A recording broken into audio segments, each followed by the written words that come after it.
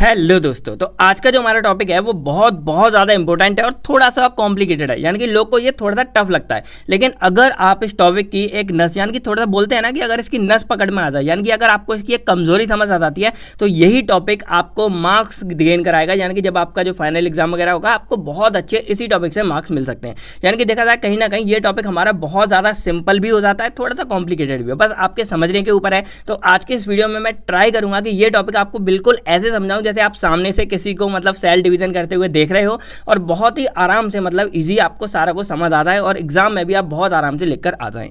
तो अगर वैसे बात की जाए तो सेल डिवीजन वाला जो टॉपिक है उसकी 2 से 3 वीडियो हमारी बनती हैं, लेकिन मैं क्या करूंगा यहाँ पे एक ही वीडियो में आपको ट्राई करूंगा समझाने की। ऐसा इसलिए क्योंकि क्या होता है ना, इसमें सारी चीज़ें एक दूसरे से कनेक्टेड हैं। तो अगर आप इसको कनेक्टन को पकड़ लेते हो, कनेक्ट क्या है, आपस में कैसे काम कर रही है ना, तो आपके लिए ये बहुत ज़्यादा ईजी हो जाएगा और एक दूसरे से कनेक्शन से आप इसको याद रख सकते हो। ठीक है, तो इसीलिए आपको ये वीडियो कंप्लीट देखनी है, और अगर कोई भी डाउट्स होगा तो आपको वही हमेशा की तरह कमेंट सेक्शन में पूछ लेना है। बाकी अगर रियल में देखा जाए तो ये टॉपिक एक ऐसा टॉपिक है जिस टॉपिक की वजह से हम सारे लोग बड़े हो रहे हैं। यानी कि हम पहले बहुत छोटे थे, बच्चे थे, लेकिन आज हम इतने बड़े बड़े हो गए हैं। तो ये सिंपल हम इसी टॉपिक यानी कि सेल डिवीजन की वजह से हो रहे हैं।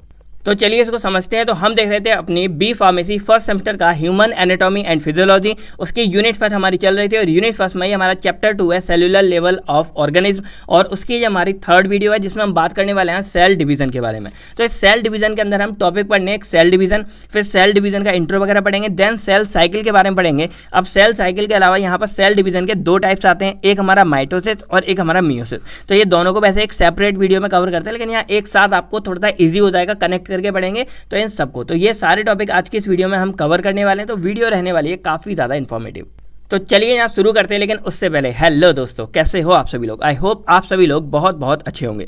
तो मेरा नाम है आकाश कुमार और स्वागत करता हूँ मैं आप सभी के अपने चैनल केयर वेल फार्मा में। चलिए, तो सबसे पहले अगर हम बिल्कुल देसी समझे कि सेल डिवीजन एक्चुअल में है क्या, यानी कि इसको अगर हम रियल लाइफ से कनेक्ट करें तो सेल डिवीजन है क्या चीज़। तो देखो, हम सभी लोग जानते हैं कि जब हम लोग पैदा हुए थे, सिंपल सी बात है, जब हमारा जन्म हुआ था तो हम कितने थे, इतने छोटे छोटे बच्चे थे, बहुत ज़्यादा। फिर धीरे धीरे क्या हो रहा है कि यहाँ पर हम लोग क्या हो गए, हमारा साइज इंक्रीज होता गया, हम थोड़े से टीनेजर एज में चले गए, हम लोग स्कूल वगैरह जाने लग गए, बड़े होने लग गए और इतने बड़े हो गए।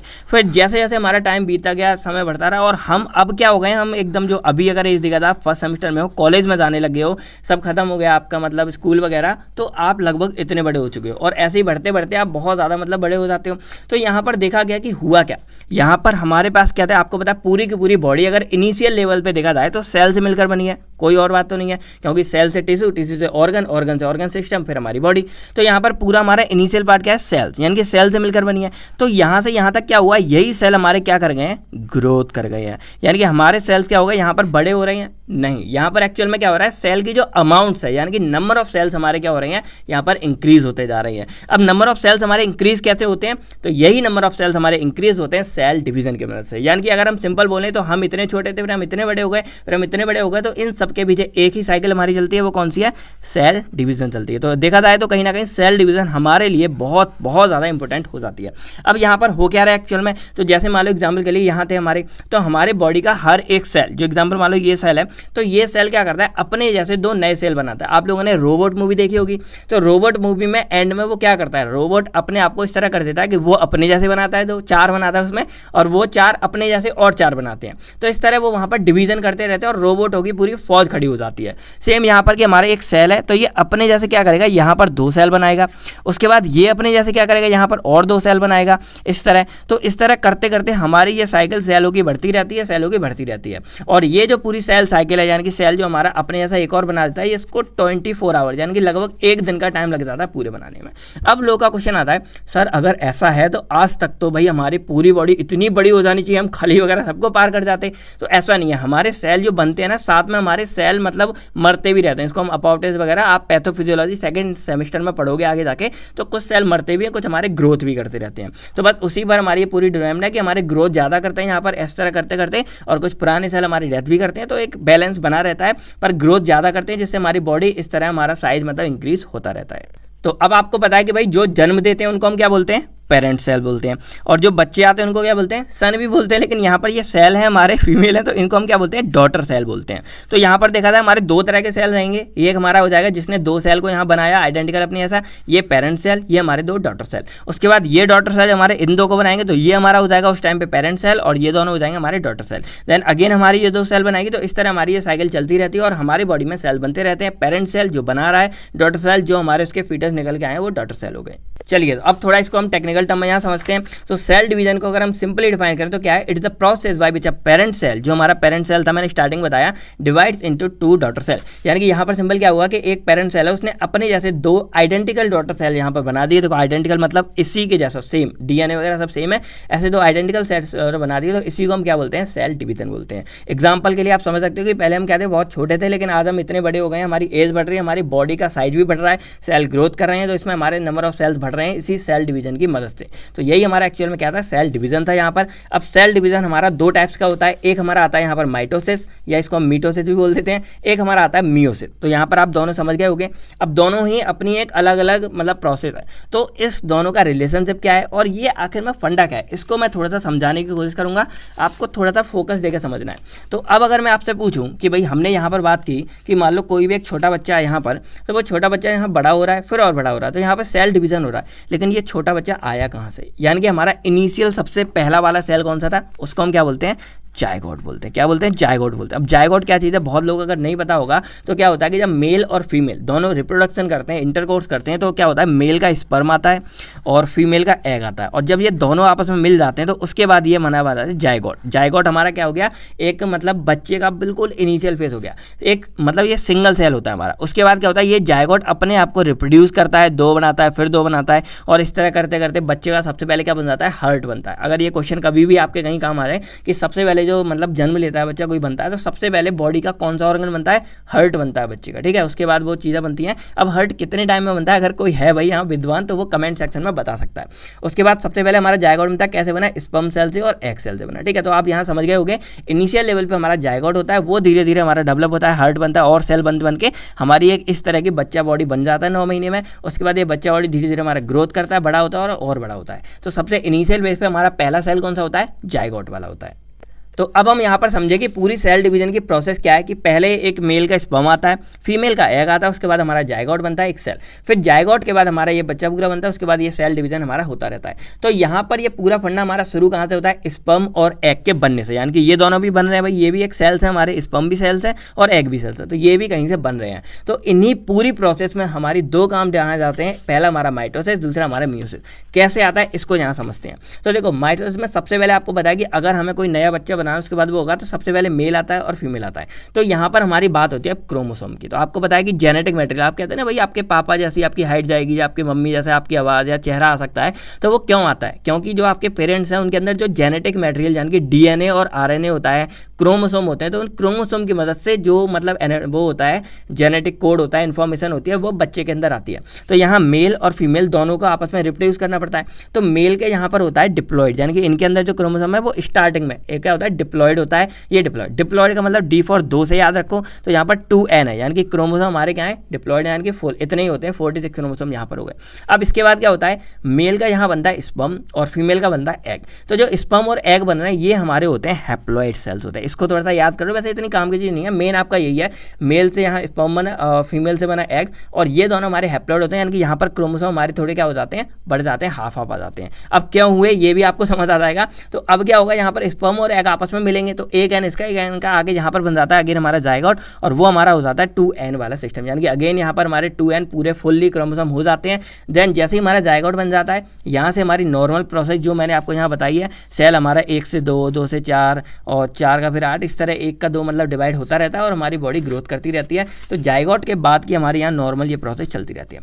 अब समझते हैं किस चीज़ को क्या बोलते हैं। तो जो मैंने आपको स्टार्टिंग में बताया या नॉर्मल बिल को बताया कि one parent cell divide into 2 identical daughter cell, वो चीज़ हमारी कहलाती है माइटोसिस। तो आप माइटोसिस समझ गए कि जो नॉर्मली चल रहा है, यानी कि जायगोट सेल या हमारे जो नॉर्मल सेल्स हैं वो जब और सेल्स को अमाउंट को इंक्रीज कर रहे हैं, जब हमारी एक पूरी ह्यूमन बॉडी बनकर तैयार हो जाती है, उस चीज़ को हम क्या बोलते हैं, माइटोसिस बोलते हैं। इस माइटोसिस में क्या हो रहा है, एक सेल हमारा 2 सेल में कन्वर्ट हो रहा है, 2 हमारे 4 में जा रहे हैं और 4 हमारे 8 में। तो इस तरह हमारा सेल यहाँ पर डिवाइड होता रहता है। ये हमारी हो गई माइटोसिस। अब बात करते हैं हम मियोसिस के बारे में।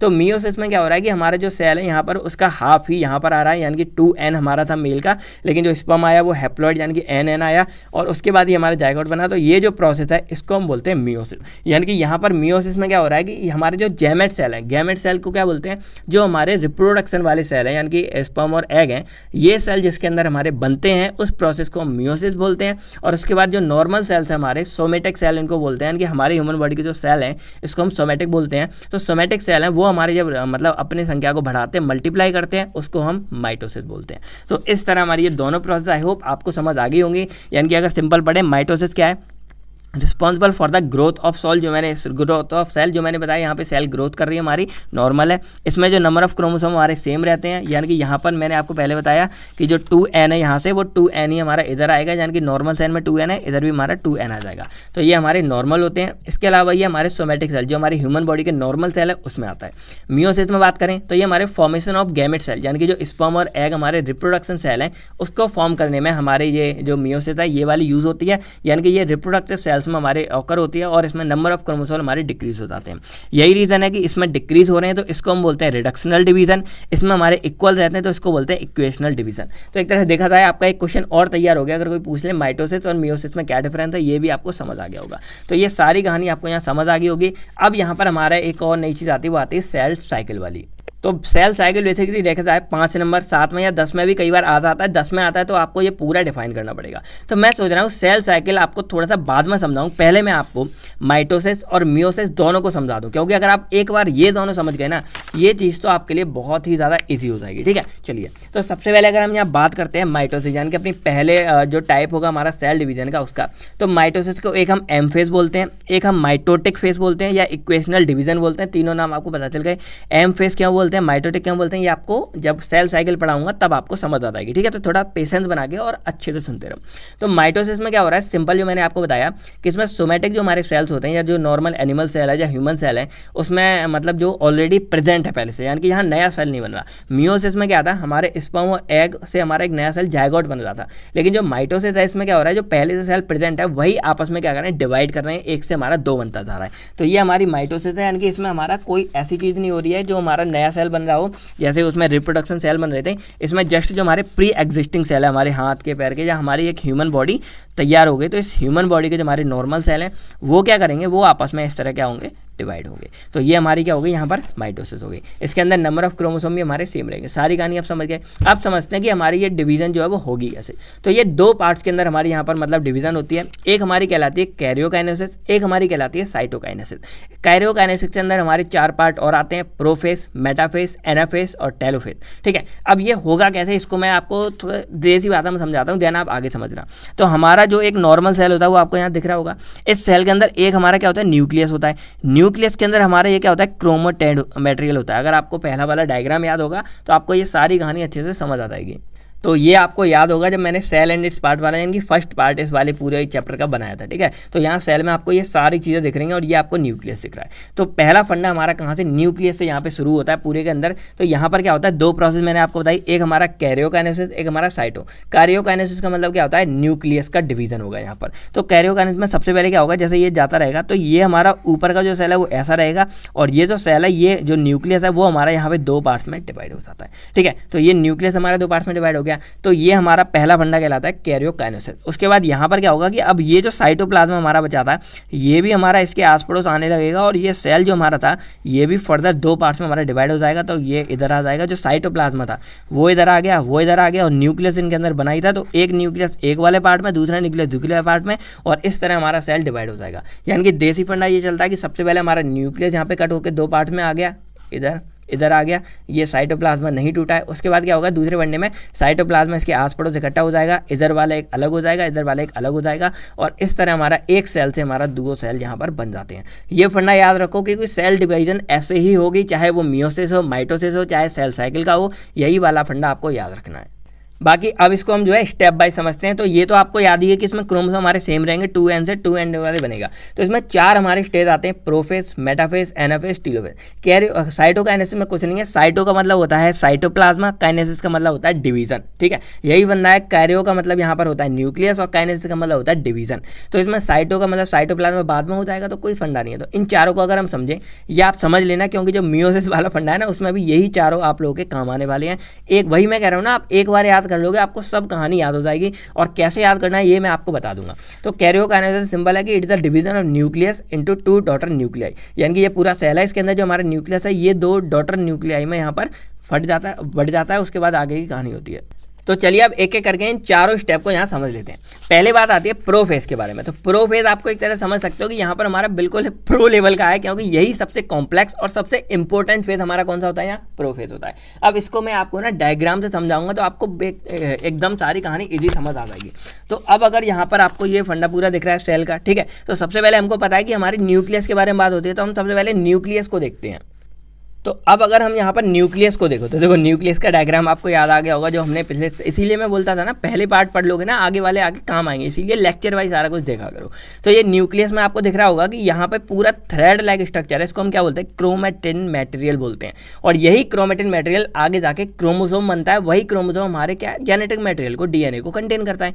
तो अब यहाँ पर क्या होता है, जो पहला स्टेप हमारा है प्रोफेज वाला, इसके अंदर जो हमारे जो क्रोमेटिन मटेरियल है ये हमारा क्या हो जाएगा, इस तरह, यानी कि अगर मैं यहाँ पर आपको दिखाऊँ तो इस तरह, जैसे मान लो ये क्रोमेटिन मटेरियल है, तो धीरे धीरे क्या हो जाएगा, ये इस तरह यहाँ पर क्या हो जाएगा, अरेंज होने लगे, यानी कि 2-2 के पेयर्स में इस तरह से हमारा क्या हो जाता है, ये अरेंज हो जाता है। पहला काम। दूसरा, आप अगर काम भाई याद रखोगे ना, आपको ये पूरे फेज याद रहेंगे। पहला काम क्या है, जो क्रोमेटिन मटेरियल हमारा पूरा थ्रेड लाइक स्ट्रक्चर है वो हमारे इस तरह के छोटे छोटे 2 पीस में क्या हो जाता है, डिवाइड हो जाता है, यानी कि इसको हम क्या बोल सकते हैं, condensation of chromatin. Condensation of chromatin यानी कि क्रोमेटिन का कंडेंस मतलब आपस में इकट्ठा होना इस तरह से, तो कंडेंस होने लग गया, ठीक है। सेकंड चीज हमारी क्या होगी, जो हमारे सेंट्रोसोम थे, आपको यहाँ सेंट्रोसोम ये दिख जाएंगे, सेंट्रोसोम के ये अंदर वाले पार्ट को हम क्या बोलते हैं, सेंट्रियोल्स बोलते हैं, ये भी आपको कहानी समझ है। तो अब यहाँ पर क्या होता है कि जो हमारे सेंट्रियोल्स हैं वो अपोजिट पोल में चले जाते हैं, यानी कि हमारे यहाँ पर क्या थे, सेल के अंदर हमारे कहीं भी इधर प्रेजेंट थे, तो एक सेंट्रियोल्स हमारा इधर आ जाएगा, एक हमारा इधर आ जाएगा, जो आपको यहाँ दिख रहा होगा, एक इधर आ गया, एक इधर आ गया हमारा।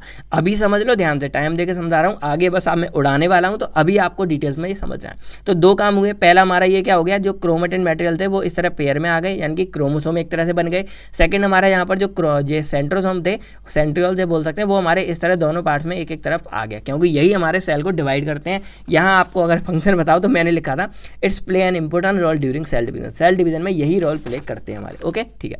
थर्ड काम क्या होगा कि अब आपको बताया सेल के अंदर बहुत सारे ऑर्गेनल्स होते हैं। अब भाई न्यूक्लियस को जब यहाँ पर डिवाइड होना है तो इसको न्यूक्लियस को जगह चाहिए, तो अब क्या होता है कि जो सेल्स के अंदर हमारे बाकी के ऑर्गन्स थे वो धीरे धीरे क्या हो जाते हैं, डिसअपियर हो जाते हैं, यानी कि ये जो हमारे ऑर्गन्स थे ये सारे के सारे हमारे क्या हो जाते हैं, डिसअपियर होने लगते हैं। गोल्गी अपैरेटस, एंडोप्लाज्मिक रेटिकुलम, और यहाँ पर बचता है सिर्फ हमारे न्यूक्लियस। और न्यूक्लियस की जो हमारी मेम्ब्रेन थी, यानी कि यहाँ पर आपको जो दिख रही होगी न्यूक्लियस की, ये जो न्यूक्लियस एनवेलप है हमारे, ये जो मेम्ब्रेन है, ये भी हमारी क्या होने लगती है, डिसअपियर होने लगती है, यानी कि धीरे धीरे गायब होने लगती है। तो ओवरऑल देखा जाए तो हमें सेल डिवाइड करने के लिए जो चीज़ चाहिए वही हमारी यहाँ पर बच जाती है।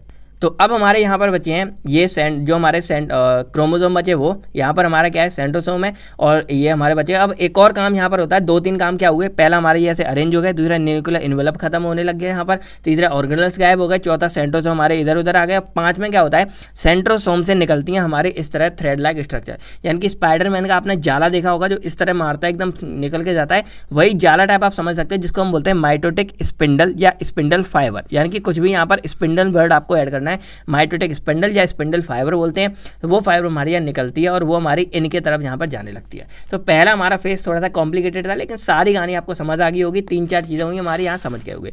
दूसरा हमारे यहाँ फेस आता है मेटाफेज वाला। तो मेटाफेज में क्या होगा, जो हमारी ये न्यूक्लियर की मेम्ब्रेन थे ये कंप्लीटली डिसअपियर हो जाएगी, यानी कि गायब हो जाएगी। सेकंड क्या होता है, जो हमारे ये हैं, ये आपको दिख रहे होंगे, इनके ऊपर यहाँ पर क्या बन जाती है, इस तरह ये आपस में पूरा एक क्रोमेटिड बना लेते हैं यहाँ पर। अब ये क्रोमेटिड को समझो, पहले यहाँ पर ये अरेंज हो गए थे, पास में आ गए थे, कंडेंस हो रहे थे, लेकिन दूसरे में ये पूरा क्रोमेटिड बना देंगे। क्रोमेटिड में क्या होता है, यहाँ पे 2 ये क्रोमेटिड, यानी कि इसको 2 सिस्टर क्रोमेटिड बोलते हैं, यानी कि ये जो आपस में थे ना, ये आपस में यहाँ पर इस तरह क्या हो गए, अटैच हो गए। तो अटैच करने वाली चीज़ को हम क्या बोलते हैं, सेंट्रोमेयर बोलते हैं। और इस अटैच होने के इधर एक डिस्क लाइक चीज़ रेड कलर में आपको हल्की सी दिख रही होगी, वो रेड लाइक चीज़ में हमें जो दिख रही है उसको हम बोलते हैं काइनेस्केयर, यानी कि यहाँ पर आपको दिख रहा होगा ये जो रेड कलर में, ये हमारा काइंटोकोर्स है, और ये जो हमें ब्लैक में पूरा इसको पकड़े हुए ये सेंट्रोमेयर है और ये जो चीज़ है ये हमारी क्रोमेटिड है। स्ट्रक्चर आप समझ गए यहाँ पर। अब यहाँ पर आगे कहानी समझे तो अब क्या होता है कि यहाँ पर जो काइनेटोकोर थे इनके साथ जो हमारे स्पिंडल्स थे यानी कि जो ये इसके निकले थे सेंट्रोसोम के, ये जाके अटैच हो जाते हैं। यानी कि स्पाइडरमैन का जाला क्या हुआ, इसने इनको जाके क्या हुआ, पकड़ लिया। तो दोनों तरफ से ये क्या कर लेते हैं, ऐसे यहाँ पर पकड़ लेते हैं। तो मेटाफेज में हमारे क्या हो रहे हैं, दो काम आपको याद रखने, न्यूक्लियर हमारे डिसअपियर हो गया, दूसरा जो हमारे स्पिंडल माइटोटिक स्पिंडल फाइबर थे इन्होंने हमारे जो क्रोमेटिड्स थे उनको एक एक दोनों तरफ से यहाँ पर पकड़ लिया। यानी कि जो सेंट्रोमेयर वाला मिडिल वाला पार्ट था उस पर जाके अटैच हो गए, कौन सी जगह,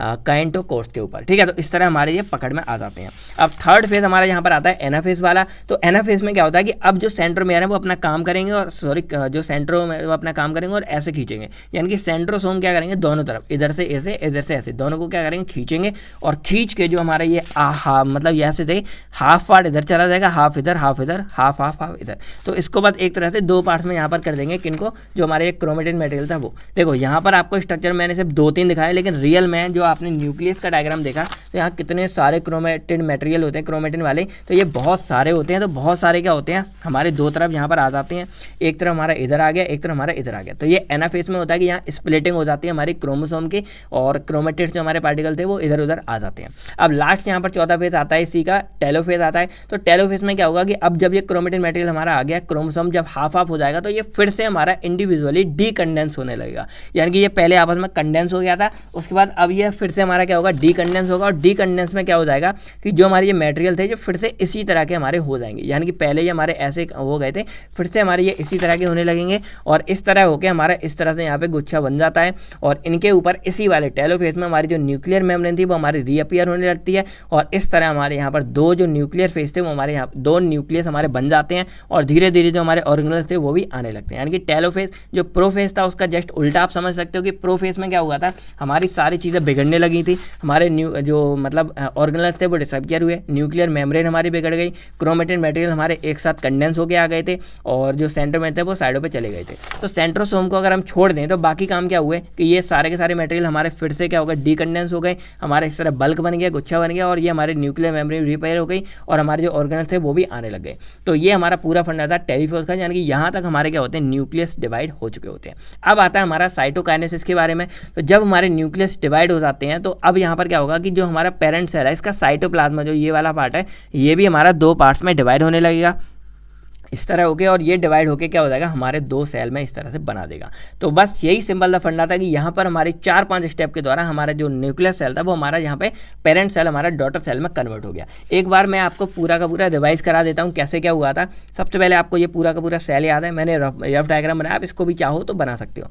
यहाँ पर हुआ, इसके बाद हमारे जो सेंट्रोसोम थे वो यहाँ पर आ गए आस पड़ोस में और हमारे जो माइटोटिक वो थे वो इस तरह से पेयर में आ गए, क्रोमोसोम बन गया और इसके स्पेंडिक जो स्पिंडल थे वो हमारे बाहर निकल के आ गए और न्यूक्लियस थे वो हमारी डिसअपियर रहना शुरू हो गई। ये 4 काम याद है, इसको हम प्रोफेज 1 बोलेंगे। इसके बाद ये हमारे लाइन से लग जाते हैं, इसको हम इक्वेशनल मतलब लेवल बोलते हैं, इक्वेटोरियल पे आ जाते हैं प्लेन पे और जो इस ये माइटोटिक वो थे वो यहाँ पर कनेक्ट हो जाते हैं। कनेक्ट किससे होते हैं, जो हमारे काइनेटोकोर थे उनसे। मेटाफेज हो गया। इसके बाद ये आपस में खींचते हैं और आधा इसको मतलब आधा क्रोमेटिड को इधर ले आते हैं, आधा उधर ले आते हैं और ये हमारा क्रोमोसोम है, ये हमारा एनाफेज हो गया। इसके बाद अब ये क्या होंगे, फिर से डीकंडेंस हो जाएंगे, डीकंडेंस होने की वजह से इस तरह से बल्क में आ जाएंगे और बल्क में आगे फिर से हमारे यहाँ न्यूक्लियस बन जाएगा और ये सेंट्रोसोम है। इसके बाद हमारे यहाँ साइटोकाइनेसिस होगा और ये हमारे यहाँ से इधर होके हमारे दो सेल यहाँ पर बन जाते हैं। तो इतना सिंपल सा फंडा था हमारा माइटोसिस का। आई होप आपको सारी कहानी समझ आ गई होगी और मैंने सिंपल ही यहाँ पर लिख रखा है।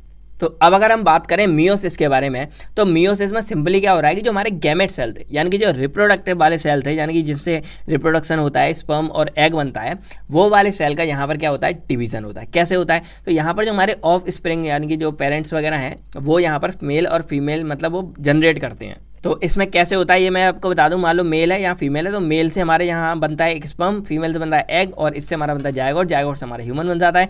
इधर माइटोसिस होती है और इस प्रोसेस में हमारी पूरी क्या होती है, मियोसिस होती है। सिंपल सी फंडा है। अब यहाँ पर क्रोमोसोम का फंडा ये भी आपको डिफरेंस में कभी काम आएगा। जो माइटोसिस है उसमें क्या है, पेरेंट सेल से हमारा यहाँ पे डीएनए रेप्लिकेट हुआ, पहले ये काम भी होता है। ये आपको सेल साइकिल के अंदर पता लग जाएगा, फिक्र करने की बिल्कुल भी जरूरत नहीं है। पेरेंट सेल से हमारा बना 2n यहाँ पर क्रोमोसोम, उसके बाद यहाँ से हमारा इधर जब 2 डिवाइड हुए ये भी हमारे 2l यानी कि 2 डॉटर सेल सेल बनते हैं, लेकिन जो मियोसिस होता है इसमें हमारे बनते हैं 4 डॉटर सेल। ये एक मेजर डिफरेंस है। सबसे पहले पेरेंट सेल से डीएनए रेप्लिकेट हो गया, हमारे इस वाले सेल में आ गया। यहाँ से मियोसिस वन में क्या होगा, हमारा इक्वल, यानी कि यहाँ पे पहले मियोसिस वन में हमारी इक्विलेटरल मतलब डिवीजन होती है, 2n का हमारा 2n इधर आता है। लेकिन जब सेकंड होती है मियोसिस तो यहाँ पे 2 सेल आए डिवाइड, तो ये हमारे इधर होगा, ये इधर होगा, ये इधर, ये उधर, और हमारा बनेगा 4 डॉटर सेल। यानी कि मियोसिस में आप केवल ये नहीं बोल सकते, आप बोलोगे सर हम सिंपल इतना करा दो तो हमारा कंप्लीट हो जाए, नहीं, यहाँ पर ये पूरा ही काउंट किया जाता है मियोसिस के अंदर। और जब पूरा हो जाएगा यहाँ से, जब ये चारों बन जाएंगे तो उसको हम बोलते हैं मियोसिस कंप्लीट, और यहाँ पर 4 डॉटर सेल हमारी बनती है। तो अब देख लेते हैं यहाँ पर कैसे क्या होता है। तो मियोसिस के बारे में अगर यहाँ बात करें तो मियोसिस हमारी 2 स्टेज में यहाँ पर होती है, मियोसिस 1 एंड मियोसिस 2। अब मियोसिस 1-2 में यहाँ पर देखा जाए तो मियोसिस 1 के अंदर भी 4 फेज आते हैं जो हमने पहले पढ़े थे, prophase, metaphase, anaphase, telophase. Meiosis 2 के अंदर भी आती है प्रोफेज, मेटाफेज, एनाफेज, टीलोफेज। तो आपको कन्फ्यूज होने की जरूरत नहीं है, जो आपने उधर पढ़ा था सेम ही फंडा आपको इधर पढ़ना है, तो डबल मुझे समझाने की जरूरत नहीं है, आप चाहो उसको रिवाइज करके भी देख सकते हो।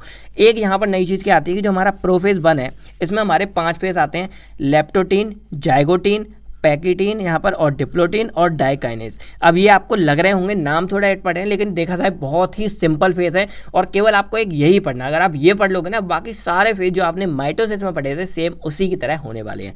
चलिए एक एक करके यहाँ समझ लेते हैं। तो मियोसिस 1 के बारे में बात करें तो ये अगेन हमारा 4 फेज में डिवाइड होता है। पहले हमारा आता है प्रोफेज 1।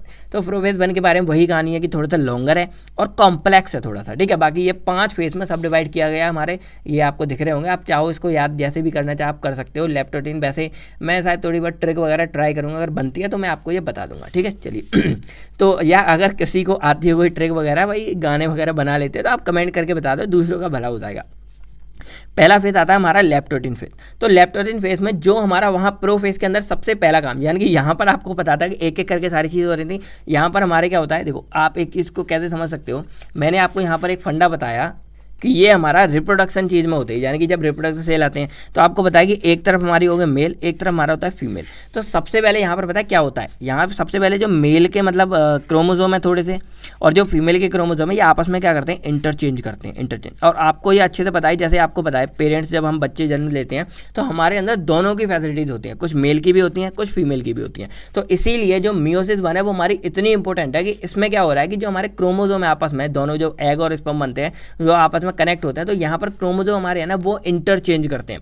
और इंटरचेंज होने की वजह से क्या होता है यहाँ पर कि एक बच्चा जो आता है उसके अंदर माता और पिता दोनों के ही गुण, यानी कि दोनों की फैसिलिटी और दोनों की ही मतलब चीज़ें आती हैं, यहाँ पर दोनों की जेनेटिक इन्फॉर्मेशन आती है। तो इसीलिए ये जो मियोसिस 1 है वो हमारी इंपॉर्टेंट है। और ये जो 5 फेज हमारे होने वाले हैं, लेप्टोटीन फेज और ये बाकी के, ये हमारे इसी काम को अंजाम देने वाले हैं। तो सबसे पहले यहाँ पर क्या होगा, हमेशा की तरह हमारा एक न्यूक्लियस है, उसमें जो क्रोमेटिन मटेरियल है वो हमारा कंडेंस हो जाएगा और हमारे यहाँ जो क्रोमेटिड है वो बन जाएगी। जो आपने पहले पढ़ा था वही फंडा, कुछ भी अलग नहीं है लेप्टोटीन फेज में। उसके बाद सेकंड हमारे यहाँ पर आता है जाइगोटीन फेज। तो जाइगोटीन फेज में अब यहाँ पर क्या होगा, जो हमारा एक क्रोमोसोम पूरा का पूरा बन रहा है वो हमारा पेयर में आ जाएगा। पेयर में मतलब यहाँ पर आपको ये इस तरह के दिख रहे थे क्रोमोसोम, जो आपने पहले वाले पार्ट में भी देखा था इस तरह से। अब यहाँ पर ये इस तरह से क्या हो जाएंगे, आपस में अटैच हो जाएंगे। यानी कि यहाँ पर क्या हुआ, जो सिंपल एक तो रफ नहीं, मान लो ये आपने 2 क्रोमोसोम थे, कनेक्ट हो जाएंगे, ये ऐसे ऐसे और ये आपस में ऐसे कनेक्ट हो जाएंगे। तो ये हमारा पूरा क्रोमेटेड बन रहा था, जो मैंने आपको पिछली वीडियो मतलब पिछले माइटोसिस में भी बताया था। और ये दोनों को हम क्रोमेटेड बोल रहे थे, इसको हम सेंट्रोमेयर बोल रहे थे। ये फंडा आपको अच्छे से याद था। अब यहाँ पर क्या होगा, इसी तरह के हमारे बन जाते हैं। तो जो हमारे एक पेयरिंग हो जाएगी क्रोमोसोम के और इस तरह का जो हमारा पूरा बनेगा, इसको हम क्या बोलते हैं, होमोलोगस क्रोमोसोम बोलते हैं। यानी कि एक को हम बोलेंगे होमोलोगस क्रोमोसोम। तो ये आप समझ गए। अब जाइगोटीन फेज में क्या हो रहा है कि ये हमारी एक तो पेयरिंग हो जाती है, यानी कि ऐसे 2 आ जाएंगे, एक ये पेयर में आ गए। दूसरा जो पेयरिंग हो रही है इस प्रोसेस को हम बोलते हैं साइनेप्सिस बोलते हैं। साइनेप्सिस याद हो गया। और इनके बीच में जो हमारा एक कॉम्प्लेक्स बन जाता है थोड़ा फिर, उसको हम बोलते हैं साइनेप्टोनीमल कॉम्प्लेक्स बोलते हैं। तो साइनेप्टोनीमल कॉम्प्लेक्स हो गया। दूसरा यहाँ पर क्या हो गया, एक साइनेप्सिस प्रोसेस हुई जिसमें हमारे ये दोनों पेयर बन गए। ये हमारे क्रोमेटेड है और इन दोनों पेयर को हम एक साथ क्या बोलेंगे, बाईवेलेंट, क्योंकि बाई मतलब 2 है और टेट्राड मतलब 4 का 1 2 3 4, ये टेट्राड हो गया, ठीक है। बाकी बोला था बाईवेलेंट है। तो ये जाइगोटीन फेज समझ गए। पहले में हमारा जो ये फेज था इस तरह का, ये आपस में ऐसे मतलब कनेक्ट हो रहा था, कंडेंस हो रहा था पूरा, सॉरी यहाँ पे कंडेंस हो रहा था, यानी कि जो क्रोमेटिन मटेरियल है वो हमारा इस तरह इस वाली फॉर्म में आ रहा था।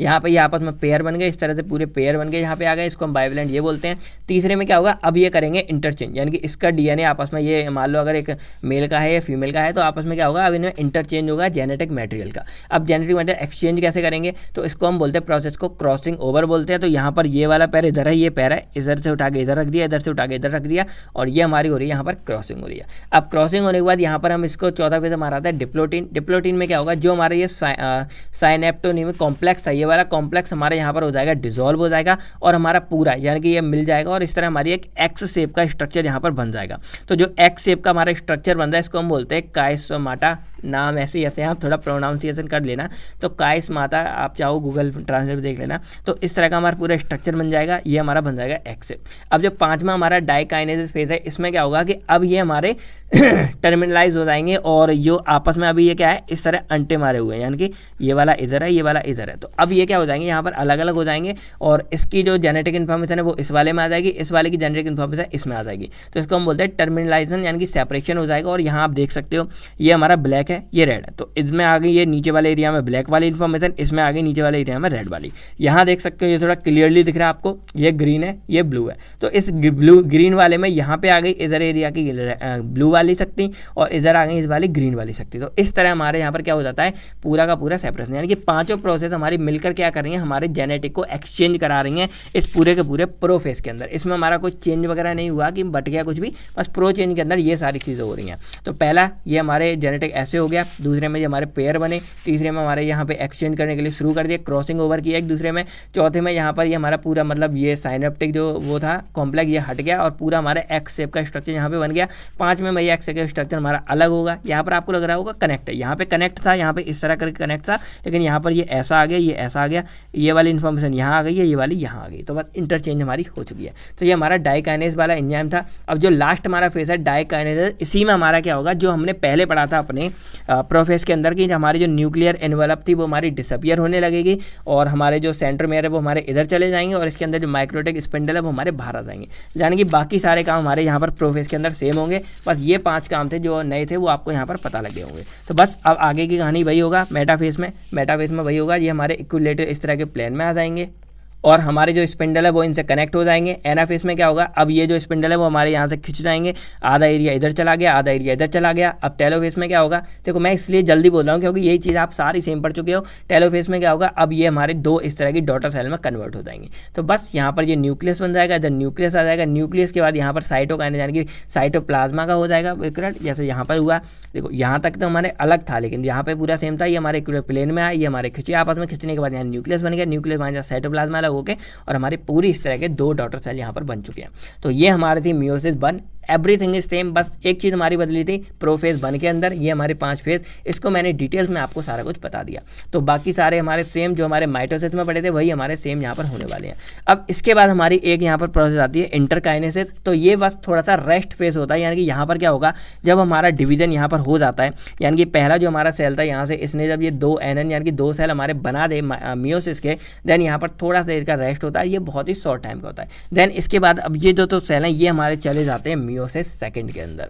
मतलब अगर मैं एक बार आपको फिर से रिकॉल कराऊँ, आपको कन्फ्यूजन ना हो, तो पहले हमारा पेरेंट सेल था, इसने सेल साइकिल के थ्रू हमारा DNA रेप्लिकेट करके इस वाली पोजीशन में आ गया, और यहाँ से हमारी शुरू हुई थी मियोसिस की प्रोसेस। तो मियोसिस में यहाँ से क्या हुआ कि हम यहाँ पर इधर और इधर, यानी कि हमने एक सेल को 2 पार्ट्स में डिवाइड कर लिया है, और इन दोनों सेल के पास क्या हो गया, मेल और फीमेल दोनों के ही जेनेटिक इन्फॉर्मेशन हमारी आ चुकी है, यानी कि जेनेटिक इन्फॉर्मेशन एक्सचेंज हो चुकी है, यानी कि ये और ये हमारे कंप्लीट बन चुके हैं। ठीक है, अब यहाँ से मियोसिस 1 हुई, अब यहाँ से हमारा बनता है इधर, यानी कि अब यहाँ पर होगी मियोसिस 2 की हमारी शुरुआत। तो मियोसिस 1 में आप समझ गए कि यहाँ पर हमारे नंबर ऑफ क्रोमोसोम हमारे इक्वल हैं, 2n से 2n ही आई है। अब यहाँ से जो हमारे फंडा होगा, इसमें हमारे क्रोमोसोम क्या होने वाले हैं, कम होने वाले हैं। तो मियोसिस 2 में हमारा क्या होगा, नॉर्मली 5 स्टेज है जो हमने मियोसिस में पढ़ी थी, वही हमारा सेम यहाँ होने वाला है। सबसे पहले हमारे जो न्यूक्लियस है उसका ये मतलब जो फंडा आपने इधर पढ़ा था सेम, कुछ भी आपको अलग नहीं करना है।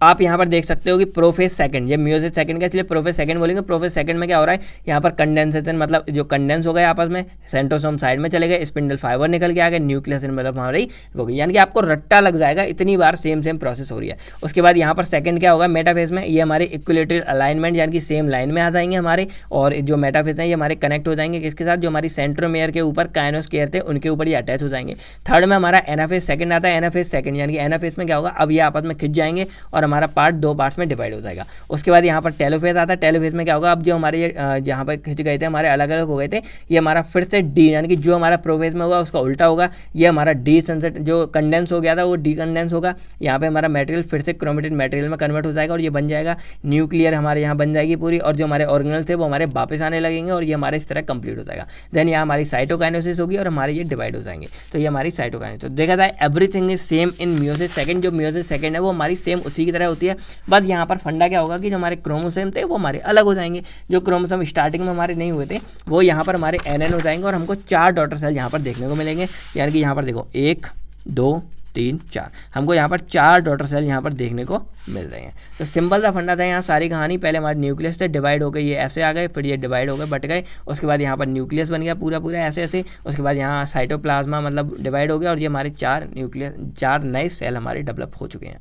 तो आई होप आपको सारी कहानी यहाँ पर समझ आ गई होगी। अब अगर कोई भी डाउट्स था आप कमेंट करके पूछ सकते हो। बाकी दोबारा मैं अभी कहूँगा जो लोग डायरेक्ट यहाँ पर आए हैं वो लोग एक बार जाके माइटोसिस वाली मतलब जो स्टार्टिंग फेज था उसको जाके जरूर देख लें कि माइटोसिस कैसे किया, क्योंकि उसके अंदर जो 4 फेज थे वही सेम फेज हमारे मियोसिस में आने वाले हैं। 1-2 चीज़ अलग है वो आपको मैंने बता दिया, ये सारी कहानी पढ़ सकते हो। तो अब हमारी बारी आती है सेल साइकिल, यानी कि लास्ट टॉपिक पढ़ने की, और सेल डिवीजन हमारा कंप्लीट हो जाएगा। तो सेल साइकिल को अगर हम सिंपल डिफाइन करें तो बोल सकते हैं it is the sequence of event by which cell duplicates its genome, synthesis the other constituent organelles of the cell and eventually divide into 2 daughter cell। यानी कि जो हमारी सेल साइकिल है वो हमारी कंप्लीट साइकिल है। यहाँ पर जो माइटोसिस मियोसिस थे उसमें हम यहाँ देख रहे थे कि एक हमारा बना बनाया सेल है वो डिवाइड होकर हमारे 2 सेल में यहाँ कन्वर्ट हो जा रहा है, लेकिन इसके बीच में सेल जो डिवाइड हो रहा है यहाँ से डिवाइड होना शुरू हो जाता है, लेकिन डिवाइड होने से पहले कुछ तैयारी करता है। आप लोग एग्जाम देने जाते हो तो एग्जाम देने से पहले भी कुछ तैयारी करते हो ना। जैसे अब एग्जाम्पल मैं आपको बताऊँ, आप पूरे साल मान लो हमारा फार्मेसी में 6 महीने का होता है पूरा, तो आप 6 मंथ तैयारी करते हो तो आप 5 मंथ लगभग तैयारी करोगे, आखिरी के 1 मंथ में आपके दोगे एग्जाम जो आपके फाइनल होते हैं 10 से 12 दिन के अंदर अंदर हो जाते हैं, तो वो आप फाइनली देते हो। यानी कि लगभग आपने 5 महीने तैयारी की और 8 से 10 दिन के अंदर आपका पूरा रिजल्ट होने वाला है। सेम फंडा हमारा सेल साइकिल में होता है कि सेल साइकिल की जो टोटल प्रोसेस मैंने आपको पहले बताई थी वो की थी 24 आवर की थी। अब 24 आवर के अंदर जो हमने सेल डिवीजन का पूरा फंडा पढ़ा था, सेल डिवीजन में प्रोफेज, मेटाफेज, एनाफेज, टेलोफेज या साइटोकाइनेसिस, वो पूरा फंडा मात्र 1 मिनट का होता है। यानी कि 1 मिनट के अंदर हमारा सेल पूरा डिवाइड होकर 2 में कन्वर्ट हो जाता है। लेकिन सेल डिवाइड होने से पहले पूरी की पूरी तैयारी हमें करनी पड़ती है, उसमें हमको लगभग 23 घंटे का टाइम लग जाता है। तो आप यहाँ समझ सकते हो कि ये वही हिसाब हो गया कि हम एग्जाम देने के लिए तैयारी पूरे 6 महीने करते हैं, लेकिन एग्जाम सिर्फ हमारा फाइनल दिन होता है, 1 दिन होगा। जैसे जीपैट के लिए पूरी साल तैयारी करो, 1 दिन एग्जाम देना है। तो इस तरह आप कोई भी कॉम्पिटिटिव एग्जाम के लिए पूरा टाइम तैयार करोगे, एग्जाम केवल एक टाइम पे देना है। वही फंडा हमारा इस सेल साइकिल के अंदर आता है। अब इसमें क्या क्या चीज़ें आती हैं, पहला हमारा जो क्रोमोसोम थे वो डुप्लीकेट हो जाते हैं। भाई ऑब्वियसली बात है, ये तो हमने पहला ही था कि हमारा क्रोमोसोम डुप्लीकेट हो जाते हैं। दूसरा हमारे ऑर्गेनल्स वगैरह यहाँ बनते हैं। तीसरा हमारा सेल 2 पार्ट में डिवाइड हो जाता है। तो यही हम यहाँ पढ़ते आ रहे थे। एक साल हमारा इवेंचुअली जाके क्या हो रहा है, यहाँ पर 2 सेल में कन्वर्ट यहाँ पे हो जा रहा है। ठीक है, बाकी अब कैसे हो रहा है, तो इसके लिए हमारे यहाँ पर भी 2 फेज आते हैं। एक हमारा आता है इंटरफेज, दूसरा आता है एम फेज। तो इंटरफेज में आप यहाँ पर देखोगे कि पूरा यहाँ से लेके यहाँ तक हमारा इंटरफेज है 23 आवर का। उसके बाद लास्ट 1 आवर का हमारा सेल डिवीजन है, इसको हम एम फेज बोलते हैं। एम फेज बोलते हैं एम फॉर माइटोटिक। तो माइटोटिक को हम क्या बोलते हैं कि जब हमारा ये पूरा यानी कि prophase, metaphase, anaphase, telophase, cytokinesis सबको मिलाकर हम बोलते हैं माइटोटिक। और माइटोटिक सेल डिवीजन को ही हम माइटोसिस भी बोलते हैं। तो कंफ्यूज मत होना, mitosis is equal to mitotic. तो माइटोटिक भी अगर आपको कहीं पे ये लिखा मिल जाता है तो आपको कंफ्यूज नहीं होना है। और इसी को हम एम फेज भी यहाँ पर क्या होते हैं, बोलते हैं। तो अब हम यहाँ समझते हैं कि ये 23 घंटे में ऐसा क्या हुआ भाई कि जो 1 घंटे में हमारा सेल डिवाइड हो रहा है। तो इसके लिए हमारे यहाँ पर आते हैं टोटल 4 फेज। पहला हमारे यहाँ पे आता है G1 फेज, जो लगभग हमारे 10 घंटे का होता है, और इसको हम सेल ग्रोथ फेज भी बोलते हैं। कैसे, तो इसको इनिशियली हम समझते हैं कि मान लो हमारा कोई एक मतलब हट्टा कट्टा सेल है, हमने ये वाला सेल लिया जिसको हम यहाँ पर डिवाइड कर रहे थे बार बार। तो इस एक सेल को हम उठाते हैं और उस सेल को हम क्या रख देते हैं, यहाँ पर रख देते हैं। तो यहाँ से हमारी साइकिल क्या होती है, फिर मतलब डिवाइड होती है। तो पहला सेल हमारे यहाँ जाता है पहले G1 फेज में। तो G1 फेज में जाता है वो हमारा लगभग 10 घंटे का होता है, इसको हम फर्स्ट ग्रोथ सेल फेज बोलते हैं। और यहाँ पर हमारा क्या होता है, हमारा जो सेल है उसमें ATP बनती है, न्यूक्लियोटाइड्स बनता है, RNA प्रोटीन सिंथेसिस होती है और DNA रेप्लिकेशन की तैयारी होती है। यानी कि मैंने यहाँ पर आपको क्या बताया था कि यहाँ पर हमारा साइटोप्लाज्म डिवाइड हो जाता है, हमारे ऑर्गेनल्स आने लगते हैं। यानी कि एकदम ये हमारा एक नया सेल है जिसके पास कुछ भी चीज़ नहीं है, कुछ भी एकदम प्रिपेयर्ड नहीं है आगे कोई भी काम करने के लिए, क्योंकि यहाँ से हमारा तो सेल जब हमारा यहाँ से बन के आता है इस एम फेज यानी कि सेल डिवीजन से यहाँ नया सेल बन के आता है, वो हमारा इस वाले फेज में चला जाता है G1 फेज में। और यहाँ जाने के बाद उस सेल की होती है ग्रोथ, यानी कि उस सेल को खाना पीना खिलाया जाता है, एटीपी वगैरह बनाई जाती है, प्रोटीन सिंथेसिस की जाती है, ये सारे काम हमारे G1 फेज में होते हैं। जैसे ही ये सारे काम हो जाते हैं देन हमारा सेल चला जाता है इस सेकंड में, जिसको हम बोलते हैं डीएनए रेप्लिकेशन या फिर एस फेज बोलते हैं। एस फेज S4 होता है हमारा सिंथेसिस फेज। तो अब इसके अंदर क्या होता है, हमारा सबसे इंपॉर्टेंट काम होता है डीएनए रेप्लिकेशन का होता है, यानी कि यहाँ पर हमारे डीएनए रेप्लिकेट होता है और डीएनए हमारा बनता रहता है और हमारा जो क्रोमेटिन मटेरियल था वो हमारे यहाँ पर डेवलप किया जाता है। यानी कि यहाँ पर हमारा क्या होता है, डीएनए डुप्लीकेशन हो रहा है, क्रोमोसोम थे वो हमारे रेप्लिकेट हो रहे हैं, यानी कि अपने जैसे और क्रोमोसोम को बना रहा है, तभी तो भाई डिवाइड होगा। अगर मान लो किसी सेल के बाद एक ही क्रोमोसोम है तो अब मान लो ये सेल 2 में करना है तो ये क्रोमोसोम किधर जाएगा। तो इसीलिए हमारा सेल डिवाइड होने से पहले अपने आप को प्रिपेयर करता है और वो अपने जैसे और बहुत सारे क्या करता है, क्रोमोसोम को डुप्लीकेट करता है। सिंपल पढ़ना था। तो यहाँ सेल हमारे क्रोमोसोम क्या होते हैं, डुप्लीकेट होते हैं, और डुप्लीकेट होने की वजह से यहाँ पर क्या होता है, हमारा ये एस फेज यानी कि सिंथेसिस फेज इसको बोलते हैं। ये लगभग हमारा 9 घंटे तक चलता है। उसके बाद हमारा आता है थर्ड फेज, जिसको हम बोलते हैं प्रिपरेशन फॉर माइटोसिस, या इसको हम बोलते हैं G2 फेज यानी कि growth 2 phase. G1 phase, S phase और G2 फेज। G2 फेज को हम बोलते हैं सेकंड ग्रोथ फेज, और इसके अंदर क्या होगा कि हमारा जो माइटोसिस के लिए जो सेल था वो हमारा तैयार होने लगेगा, और यहाँ से हमारा सेल इसमें आ रहा है तो इसमें आरएनए एंड प्रोटीन की सिंथेसिस होती है और कुछ भी नहीं होता। बस आपको ये मेन, अगर आपको पूरा याद नहीं रहता, आपको ये नाम रखने हैं, cell growth phase, DNA replication और प्रिपरेशन फॉर माइटोसिस। इसके बाद हमारा सेल डायरेक्टली चला जाता है सेल डिवीजन के अंदर। सेल डिवीजन में हमारा माइटोसिस होगा, यानी कि पहले प्रोफेज, मेटाफेज, एनाफेज, टेलोफेज, और उसके बाद साइटोकाइनेसिस के बाद यहाँ पे हमारे 2 नए सेल फिर से बन जाते हैं। देन इसके बाद फिर से ये पूरी प्रोसेस होकर हमारा सेल डिवाइड होता रहेगा। तो इस तरह हमारी पूरी साइकिल चलती रहती है। अब यहाँ पर एक और फेज आता है जिसको बोलते हैं G0 फेज। 0 नहीं बोलेंगे, G0 फेज बोलेंगे। अब इसका मतलब क्या है, अब आपको पता है कि हमारी बॉडी में कुछ ऐसे सेल भी हैं जो ग्रोथ नहीं करते। जैसे एग्जाम्पल के लिए हमारी बॉडी में हार्ट है, तो ऐसा तो नहीं है हार्ट हमारा जितना था उतना ही रहता है, ऐसा नहीं है कि हार्ट हमारा बढ़ता जा रहा है, उसका साइज हमारा उतना ही है, ज़्यादा मतलब ग्रोथ नहीं करता। तो उसके जो सेल हैं वो हमारे यहाँ पर आ जाते हैं और वो हमारे इतने मतलब ग्रोथ नहीं करते एक पर्टिकुलर टाइम के बाद में, तो वो G0 फेज में हमारे चले जाते हैं। अगर मान लो किसी चैनल पर उस पर ग्रोथ करना होगा तो वो फिर से हमारे G1 फेज में आ जाते हैं। तो ये G0 फेज हमारा ऐसा फेज है जो ज़्यादा ग्रोथ नहीं करता है, एक स्टेबल कंडीशन में रहता है। तो यही था पूरा पढ़ना, इसको मैंने ज़्यादा डिफाइन नहीं किया, बस मैंने ओरली आपको समझा दिया। अगर आप ये पूरी साइकिल बना के आ जाते हैं ना, आपको 5-7 नंबर ऐसे ही मिल जाएंगे। सबके बारे में आपको 2-2 लाइनें लिख के आनी है। इंटरफेज हमारे ये 3 फेज आते हैं, G1 फेज, एस फेज और G2 फेज, और एम फेज हमारा सेल डिवीजन वाला फेज है जो यहाँ समझ आ गया होगा। अब एक क्वेश्चन कई बार आता है कि सबसे स्मॉलेस्ट फेज कौन सा है, जो आपका जीपैड में भी आया था, तो वो हमारा एम फेज होता है, क्योंकि यहाँ सिर्फ 1 घंटा लगा, बाकी इन तीनों फेज में हमारे 23 आवर लग रहे हैं। तो यहाँ मेरी आवाज़ खत्म हो चुकी है और आई होप आपको ये पूरी वीडियो समझ आ गई होगी। मैंने एक एवरी टॉपिक यहाँ कवर किया है और अच्छे से समझाया। अगर आपको कोई भी डाउट है फिर भी तो आप कमेंट करके पूछ सकते हो। बाकी वीडियो को लाइक करो। बाकी कितने लोग यहाँ तक वीडियो देख रहे हैं, भी बहुत लेंदी होगी, कमेंट करके बता सकते हो। बाकी मिलते हैं हम आपसे बहुत ज़्यादा नेक्स्ट वीडियो में। ये टॉपिक इसलिए इतना ज़्यादा डिटेल बताया क्योंकि ये आगे भी आपके बहुत काम आएगा और रियल लाइफ में आपके लिए बहुत ज़रूरी है। तब तक के लिए friend thank you, take care and आप अपनी फैमिली का ख्याल रखिएगा। बाकी सेल डिवीजन को आप कमेंट्स में डिफाइन करो। जय हिंद दोस्तों। बाकी इस वीडियो का हम लाइक एम रखते हैं 1000 लाइक, देखते हैं कितनी जल्दी लोग इसको कर देते हैं। बाकी आप शेयर करो भाई, बताओ लोगों को। वेबसाइट careerwellfarmer.in याद रखना आप लोग, और प्रीवियस लेक्चर भी आप जाके चेकआउट कर सकते हो। जय हिंद दोस्तों।